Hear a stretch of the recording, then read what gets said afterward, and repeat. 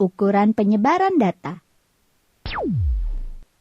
Ukuran penyebaran data memberikan seberapa besar data menyebar dalam kumpulan atau titik pemusatannya.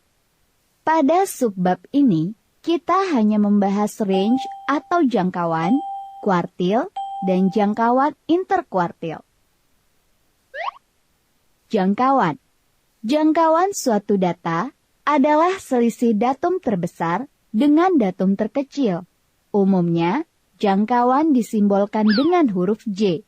Nah, untuk mengetahui jangkauan suatu data, kamu harus mengurutkan datum-datumnya terlebih dahulu, mulai dari datum terkecil sampai terbesar. Agar lebih jelas, perhatikan contoh-contoh berikut. Contoh 1. Diketahui tinggi dari 8 siswa adalah sebagai berikut. 144, 152, 143, 150, 148, 155, 144, 161. Jawab, jika data ini kita urutkan menjadi 143, 144, 144, 148, 150, 152, 155, 161. Jangkauan sama dengan datum terbesar dikurang datum terkecil, sama dengan 161 dikurang 143, sama dengan 18. Contoh 2. Tentukan jangkauan dari data ini.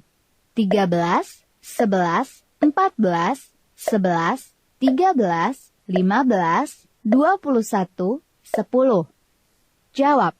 Urutkan dari datum yang terkecil sampai terbesar menjadi 10, 11, 11, 13, 13, 14, 15, 21. Jangkauan sama dengan datum terbesar dikurang datum terkecil, sama dengan 21 dikurang 10, sama dengan 11. Kuartil.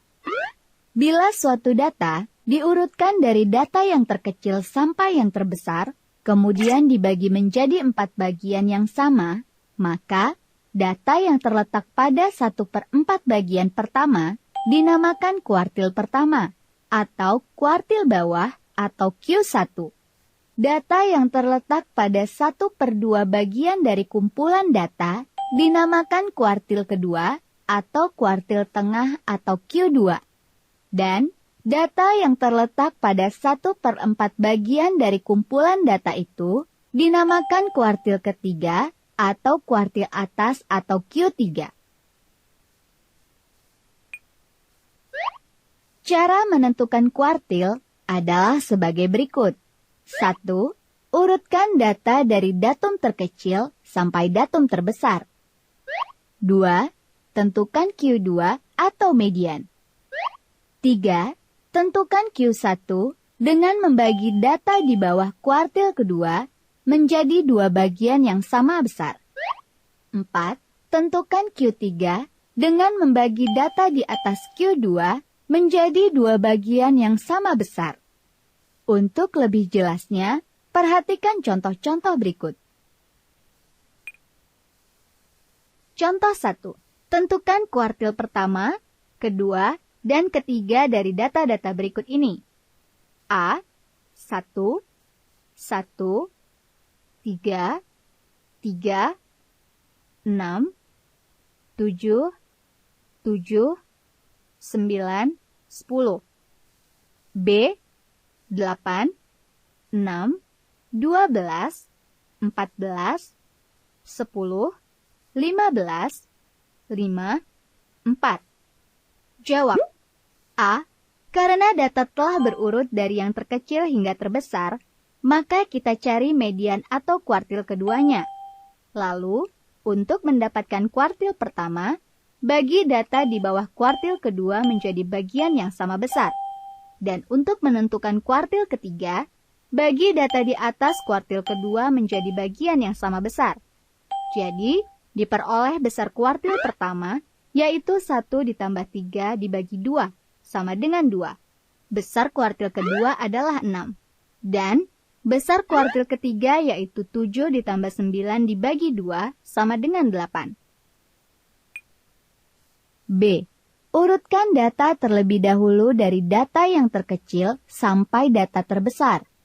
Cari kuartil kedua atau median dari data ini.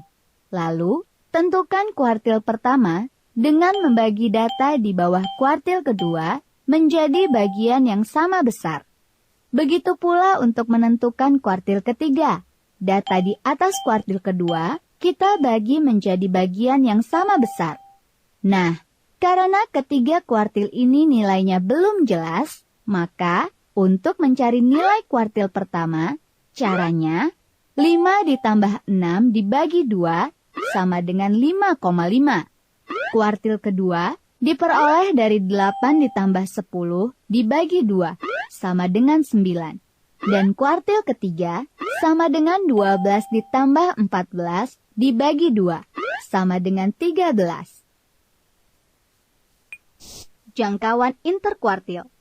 Jangkauan interkuartil atau JIK adalah selisih antara kuartil ketiga atau Q3 dengan kuartil pertama atau Q1.